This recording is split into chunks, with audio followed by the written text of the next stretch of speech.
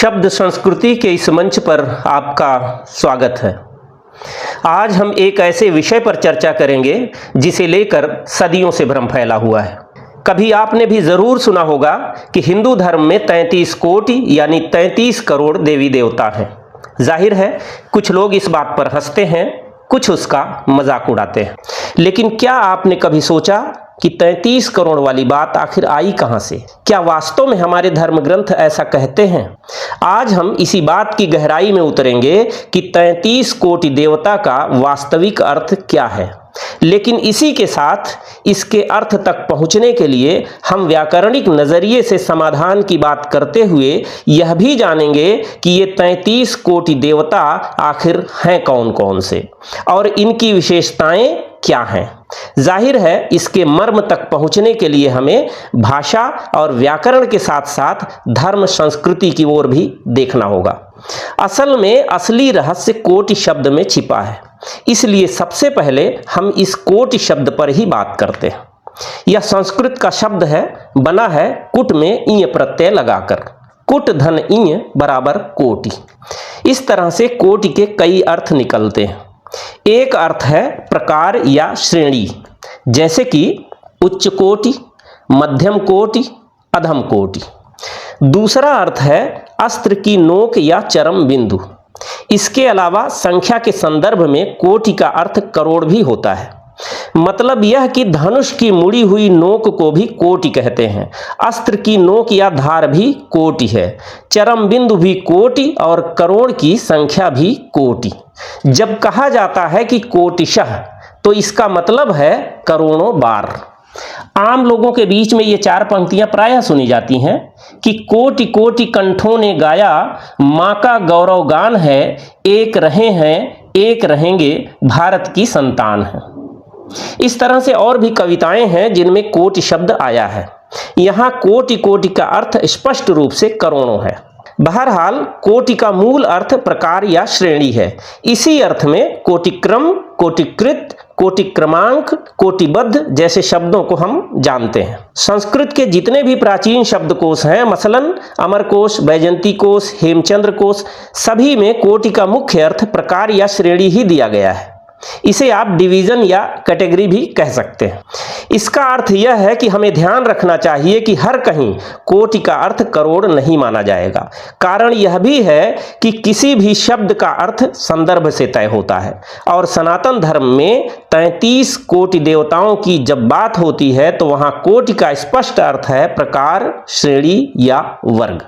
यानी 33 करोड़ नहीं बल्कि 33 प्रकार के देवता। अब प्रश्न उठता है कि जब कोटि का मतलब यहां प्रकार, श्रेणी या वर्ग है तो इसे करोड़ क्यों समझ लिया गया?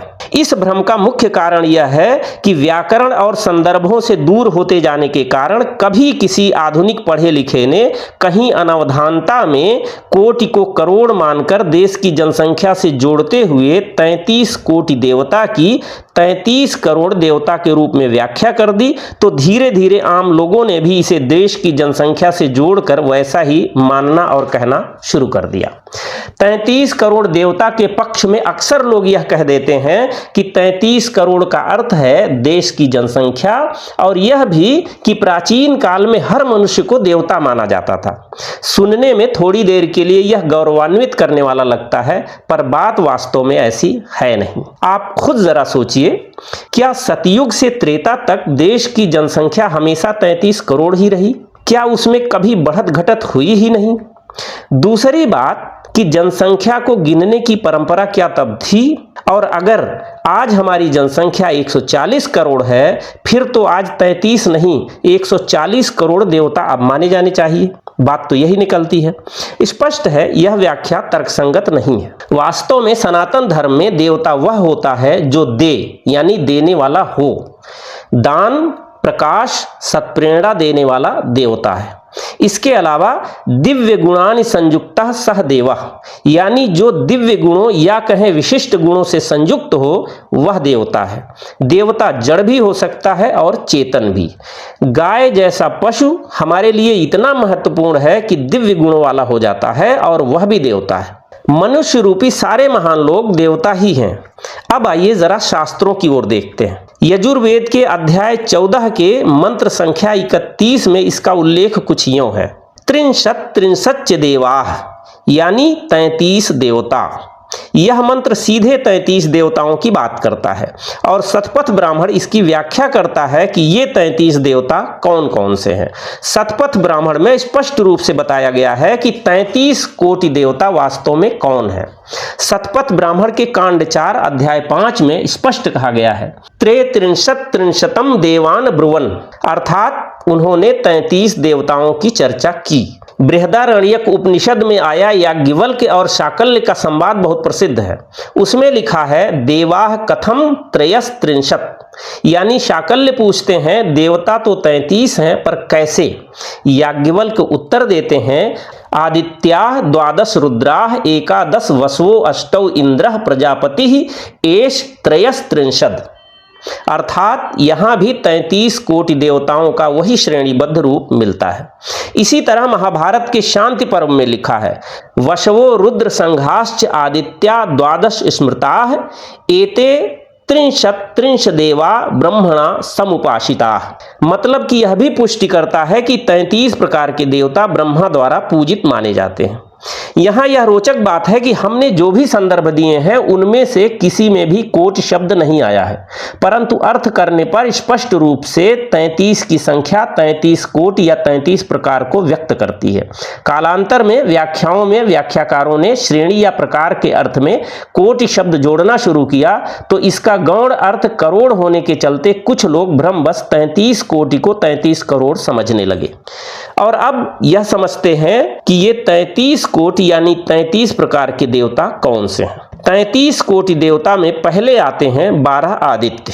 12 आदित्य का मतलब है सूर्य के 12 रूप, साल के 12 महीनों के प्रतीक, अर्थात 12 आदित्य वर्ष के 12 मासों का प्रतिनिधित्व करते हैं। ये 12 आदित्य हैं अंशुमान, अर्यमन, इंद्र, त्वष्टा, धात्री, पर्जन्य, पूषा, भग, मित्र, वरुण, विवस्वान और विष्णु। इसके बाद आते हैं 8 तरह के वसु। ये 8 वसु प्रकृति के आधार तत्व हैं जिन्हें हम आप यानी जल, ध्रुव यानी ध्रुव तारा, सोम यानी चंद्रमा, धर यानी पृथ्वी, अनिल यानी वायु, अनल यानी अग्नि, प्रत्यूष यानी प्रकाश, प्रभास यानी रूप या कांति के रूप में जानते हैं।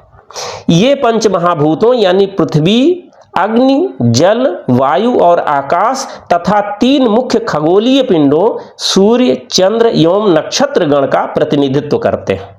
आप देवता जल का प्रतिनिधित्व करते हैं, ध्रुव नक्षत्रों का प्रतिनिधित्व करते हैं, सोम चंद्र का प्रतिनिधित्व करते हैं, धर पृथ्वी का प्रतिनिधित्व करते हैं, अनिल पवन का प्रतिनिधित्व करते हैं, अनल अग्नि का प्रतिनिधित्व करते हैं, प्रत्यूष सूर्य का प्रतिनिधित्व करते हैं, प्रभास आकाश का प्रतिनिधित्व करते हैं।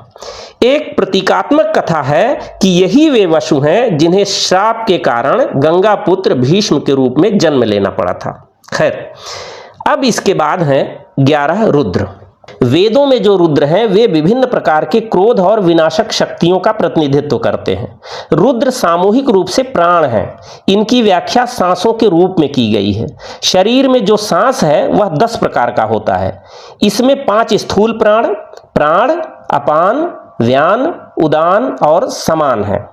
5 सूक्ष्म प्राण हैं, देवदत्त, धनंजय, कूर्म, कृकल, नाग। इनके अलावा 11वां है जीवात्मा। इस तरह ये 11 रुद्र हुए। इनकी व्याख्या में कहा गया है ये शरीर छोड़ते हैं तो मृत्यु हो जाती है और इस तरह जब जाते हैं तो रुलाते हैं, इसलिए इन्हें रुद्र कहा गया। 33 कोटि देवता की जो वैदिक संहितागत या ब्राह्मण ग्रंथों में गिनती मिलती है उसमें ये 11 रुद्र भी शामिल हैं। ये रुद्र मूलतः शिव के विभिन्न रूप नहीं बल्कि प्राणों या वायविक शक्तियों के प्रतीक माने गए हैं। यजुर्वेद, शतपथ ब्राह्मण और महाभारत में इनके नाम और स्वरूपों को लेकर कुछ भिन्नताएं हैं, लेकिन एक प्रसिद्ध सूची है उसके हिसाब से 11 रुद्र जो बनते हैं वे हैं मनु, मन्यु, महिनस, महान, शिव, ऋतुध्वज, उग्र, भीम, वामदेव, नमः और अज एक पाद। यह सूची शतपथ ब्राह्मण, महाभारत, विष्णु पुराण, हरिवंश पुराण आदि के अनुसार आप मान सकते हैं। पुराणों में 11 रुद्र की जो सूची है उसमें जो नाम है वे हैं कपली, पिंगल, भीम, विरूपाक्ष, विलोहित, शास्ता, अजपाद, अहिर्बुध्न, शंभु, चंड और भव।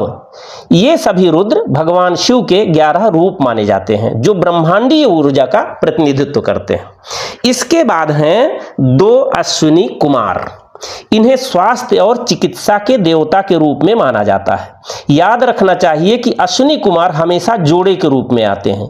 इनकी जगह पर बल और विद्युत के रूप में इंद्र और यज्ञ और सृजनकर्ता के रूप में प्रजापति को भी जोड़ा जाता है। इस तरह 12 आदित्य, 8 वसु, 11 रुद्र और 2 अश्विनी कुमार मिलाकर हुए 33 कोटि देवता का रहस्य वास्तव में यही है। इनकी गहरी व्याख्या में उतरेंगे तो भारतीय संस्कृति का अद्भुत रहस्य खुलेगा और समझ में आएगा कि हमारे पुरखों ने किस तरह प्रकृति को समझने की कोशिश की थी। इन 33 कोटियों में विज्ञान और दर्शन दोनों के गहरे रहस्य छिपे मिलेंगे। यह महज विश्वास या अंधविश्वास नहीं, प्रकृति का अनोखा विज्ञान है। सनातन धर्म की सबसे बड़ी विशेषता यही है कि यह प्रतीकों के माध्यम से गूढ़ सच्चाइयों को समझाता है। 33 कोटि देवताओं की धारणा में ना तो किसी तरह की मूर्ति पूजा की बात है और ना ही यह दकियानुसी विचार है। कोई चाहे तो इन्हें प्रकृति की दिव्य शक्तियां समझे या कोई चाहे तो प्रतीकात्मक रूप में इन्हें मूर्तिमान करते हुए इनमें साकार दर्शन करे। संख्या के भ्रम में उलझने की तो कोई बात ही नहीं है। ये 33 कोटियां हमें यह सिखाती हैं कि प्रकृति के हर स्वरूप में, जीवन के हर पहलू में स्वास्थ्य, शक्ति, प्रकाश, प्राण, ज्ञान सभी में ईश्वर का अंश है। यहीं पर थोड़ी और गहराई से समझते हैं कि देवता वास्तव में कौन है। हमारे शास्त्रों में देवता का मर्म क्या बयान किया गया है। वैदिक शब्दों का व्युत्पत्ति परक व्याख्या ग्रंथ निरुक्त कहता है, देवो दानाद वा द्युतनाद वा दीपनाद वा देवस्थाने भवति इति वा देवः। अर्थात जो देता है वह देव है, जो प्रकाशित करता है वह देव है, जो प्रेरणा देता है वह देव है, जो द्वि यानी अंतरिक्ष में स्थित है वह देव है। तो इस तरह पिता हमें जीवन देता है इसलिए देवता है। माँ जीवन की रक्षा करती है इसलिए देवी है। वृक्ष छाया, फल, प्राणवायु देता है इसलिए देवता है। देवता कोई व्यक्ति नहीं, वास्तव में एक दृष्टिकोण है जो सृष्टि की दिव्य शक्तियों को अपने में समाहित करता है। जो देता है, सृजन करता है, प्रेरित करता है, वह देवता है। तो निष्कर्ष वाली बात यह है कि 33 कोटि का अर्थ है 33 प्रकार के देवता, न कि 33 करोड़ देवता। यह अवधारणा संख्या नहीं बल्कि गुणों और रूपों की व्याख्या है। देवता का अर्थ है जीवनदायी शक्तियां, प्रकृति के रूप, शरीर के प्राण, समाज में सृजन करता।